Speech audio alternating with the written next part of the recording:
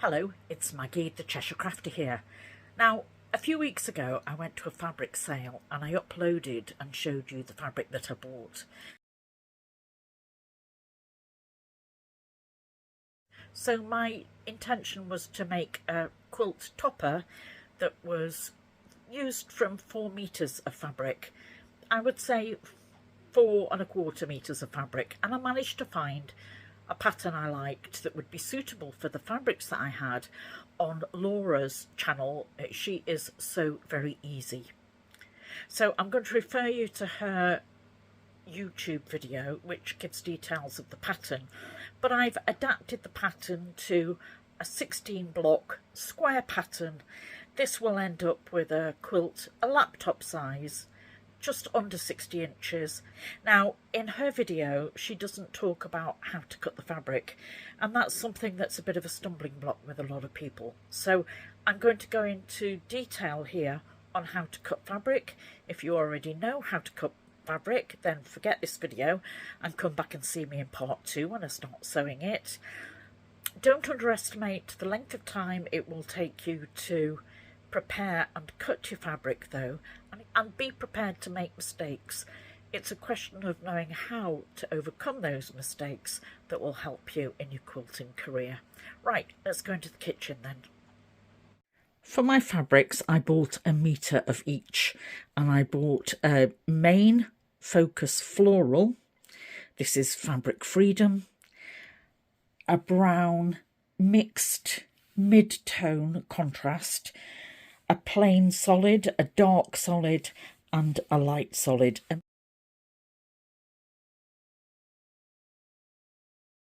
It's always worth measuring your fabric, because by the time I cut the selvages off here I've got 43 inches and I was working on a 45-inch wide fabric, so that'll make a difference to my calculations. The other end I'm losing almost 2 inches, and I'm going to mark each fabric A, B, C and D with a post-it note. And he's been very generous with a metre length here. I think he must have wanted to get rid of it. Now this looks quite plain and basic, but it would be good as a backing. I'm going to use it for my trim. It's by Kingfisher Fabrics.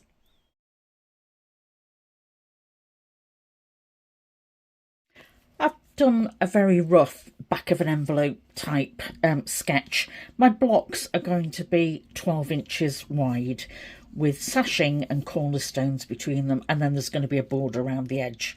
I'm going to do 16 blocks, making it a square quilt, and each block will look like this with my 4 different fabrics and arrow. I did get my arrow a little bit wrong there. This will be a 12-inch block with sashing, a cornerstone and a 3-inch border. Right, let's get beginning. First of all, fabric A. Right, I'm in my kitchen and I have my cutting mat and my 2 rulers. I'm going to use my Easy Rule and my Fiskars ruler. Both happen to be 6½ inches wide. I'm first going to secure it with my dumbbell and then cut it with my rotary cutter. First of all, I'm going to make sure I've got a straight edge to work from.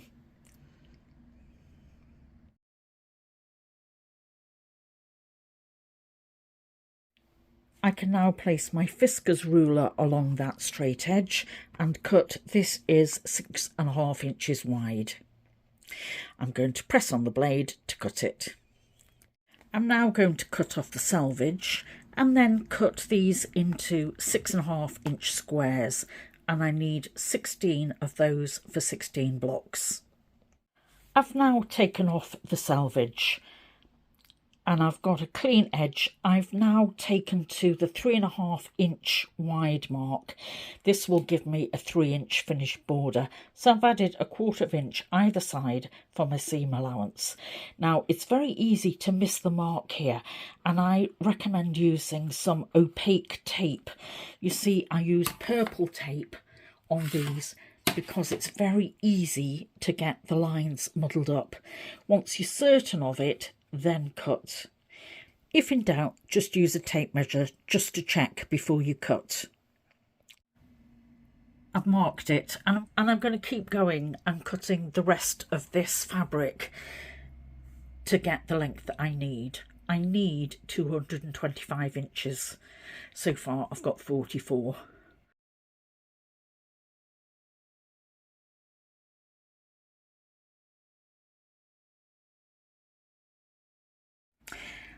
My B fabric is the very wide fabric, and as such I'm going to have some difficulty cutting it. So let me show you what I've done. I've placed the selvage edges together and used a flat pin. Remember, I'm going to be going over the top of this with one of the easy rules, and a flat pin will just help it stay as flat as I can. And then I've folded it over. I've now got 8 thicknesses. I've cut my edge off, and actually I wasn't strong enough to get through the last bit, so I must admit I cut through the 8th layer with this. There's no problem with finishing it off. I'm going to cut 2-inch strips here for the border and for the sashing, and let me show you the difference in cutting 8 layers. I'm going to use my Fiskars ruler. I'm going to find the 2-inch point, which is this line. Yeah, I'm going to use that line, get it up there. That's not quite on, is it? So make sure you have it bang on. And then as you're cutting, push down on this with your full weight over it as far as you can get. And I went up once and I could hear it cutting, and I cut on the way down and I couldn't hear the sound of any fabric cutting. So proof of the pudding. Oh, that's cut perfectly. Right, I need 10 of those.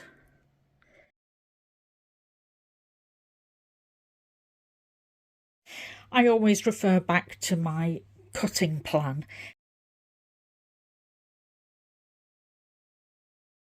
But you can see that I've moved the tape now. I'm now on the 2.5 inch. This is going to be for the trim that goes around the edge of the quilt.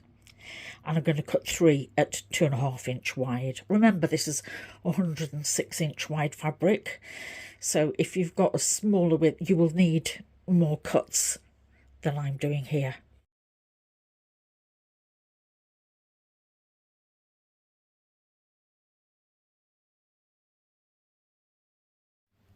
Now I'm going to cut my 2-inch strips. Remember, it's the 2-inch wide, not the 2.5 I've cut for the trim. Go back to the 2-inch strips, and I've just cut the selvage edge off. I've folded this so I've got 4 layers thick. I'm just going to cut off an edge here, so I've got a cut edge, and I'm going to use my easy rule, and I've marked it again at 3.5 inches. So I'm going to put my tape on the edge of the fabric and then cut here. You can see that the easy rule will work in a number of ways, and it actually looks upside down. If in doubt, use the tape measure just to check before you cut. When cutting, you've got your end piece on the cut fabric at the end. Just make sure that you've got a line parallel with the edge of the seam of your fabric here. Hold down firmly and then cut through. Now you can see I'm still using the same 2-inch wide strip, but I'm going to cut rectangles that are 5 inches.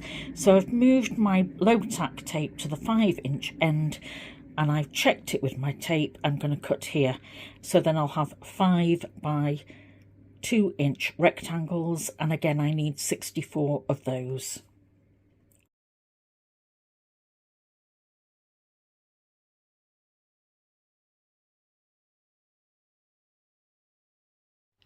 And now, still from that 2-inch strip from Fabric B, I'm going to cut the end off and cut into 12.5 inch strips. I've got 4 layers together here. I should be able to get 8 pieces out of this one cut. It's easy to get confused with these rulers because I picked this up thinking it was a 12-inch. It's actually not. It's 13 inches. So when I want to cut 12.5 inches or 13, I'm marking 1/2 inch on this end and putting my cut fabric, you see my cut fabric just under that edge there, so that when I've got this edge here, I know when I cut it'll be 12.5 inches. If in doubt, check it with the tape measure. Yes, that's worth checking just before you cut.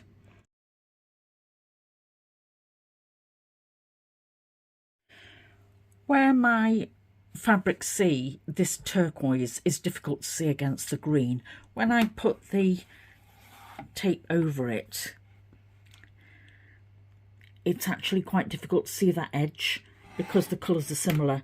So you'll see that I've also used the lines on the board. So I'm lining the edge of the fabric up with that line, and that will help me with that line, and that'll help me line up the ruler. From my Fabric C, I'm going to cut 3-inch squares, and I need 64 of these. These are for half square triangles. I'm going to cut the selvage off first of all, and then measure it across, and I need to mark that space on my ruler again. Let me do that first. I can move this low tack tape easily to do that. You can buy different coloured cutting mats. You can buy pink ones. I'm not quite sure what company do that. And once you're confident that you're getting the right cut and you're cutting accurately, I'm now going to 3 layers. So this is 6 layers of fabric to cut through. You just need a little bit more pressure on your cutting blade.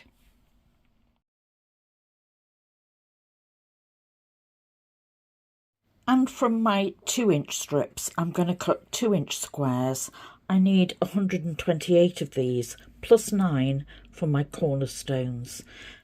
And for this, I'm using my 2.5-inch rule. This is from Quilted Bear. As you can see, if I place it on the 2 here, a 2-inch cut will be here. This is ideal for jelly rolls, the 2.5-inch strips that allow you 1/4 inch edge for your seams. So I'm going to use this smaller ruler. I'll go through things much quicker. It's easier if you leave the fabric where it is and move the ruler further across, so you're constantly cutting. That way you're also using your mat appropriately, so you're not constantly cutting down the same lines. Although these are self-healing mats, they do make a difference if there's too much wear and tear in one area. And just a word of caution, when you're not using your cutting blade, use your safety feature, because I've just cut myself. Fortunately, I'm not bleeding anywhere. If I was, I'd need to put a plaster on it. Very sharp, those blades. Confession time. I think I forgot to press the recording button here, so I'll just show you for my last fabric the cutting instructions. Sorry about that.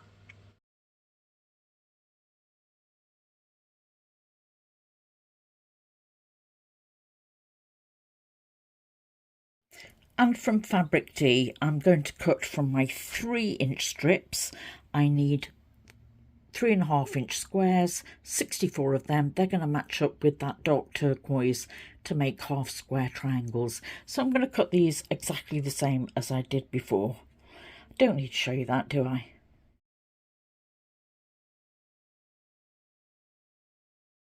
And finally, from my Fabric D, I'm going to cut the same as I did with the beige pattern. I'm going to cut 64 each of rectangles, 3.5-inch wide, and then 64 5 inches wide. These are from the 2-inch strip deep fabric. After a while, your brain starts going to mush and you doubt yourself. So keep a pen and post-it note handy. Keep a tally of where you're up to in your counting.